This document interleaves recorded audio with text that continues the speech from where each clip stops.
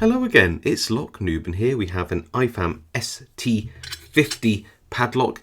And whilst it looks kind of nice, it's got a sort of rubberized paint coating on it. I think it's just a cast iron padlock. It's heavy, strongly magnetic, and the finishing on it is pretty poor. Look at this overspray. So it makes me think it's made of quite cheap materials, which is a shame because IFAM, a Spanish brand, actually do some pretty decent locks, like the Huno and those kind of things. So yeah, oh, it says solid steel body, steel, hardened steel shackle.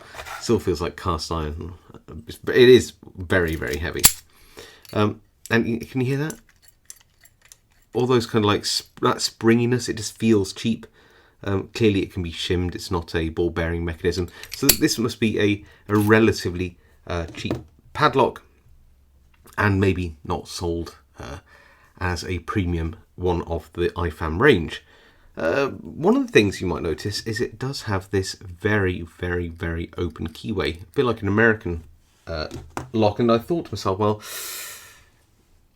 maybe you can comb pick these, and I tried, I really did. It takes a little bit of effort to get the comb pick up into here. And by the way, this is kindly sent to me by Pick, who is absolutely incredible and knows I love IFAM locks and padlocks and all that kind of stuff. So yeah, you can see that I've got this in, and I've tried it incrementally lower like this and higher in the keyway, but I think what's happening is that it isn't lifting the pins high enough, which means that despite its relatively cheap looks, this lock is made well enough at the very least that you can't overlift the pins. There's not enough room. So the key pins plus the driver pins plus the springs, they can't compress without probably a lot of force, and you'd damage the lock if you did, up far enough to overlift them past the shear line and get an open using comb pick. So that is something at the very least. Let me grab a vise, we'll pop this in, and we'll have a little bit of a pick of this. So here we are in the vise, and let me show you the key for this, by the way.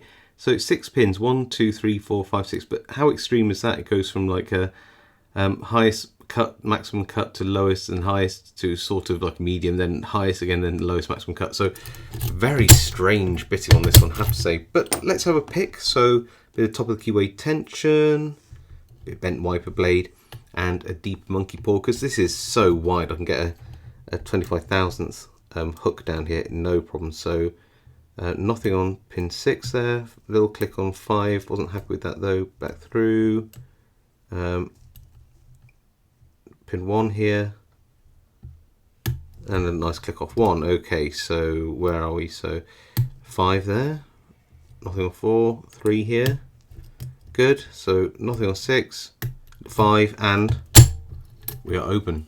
Look at that. So not a particularly hard lock to pick, this one.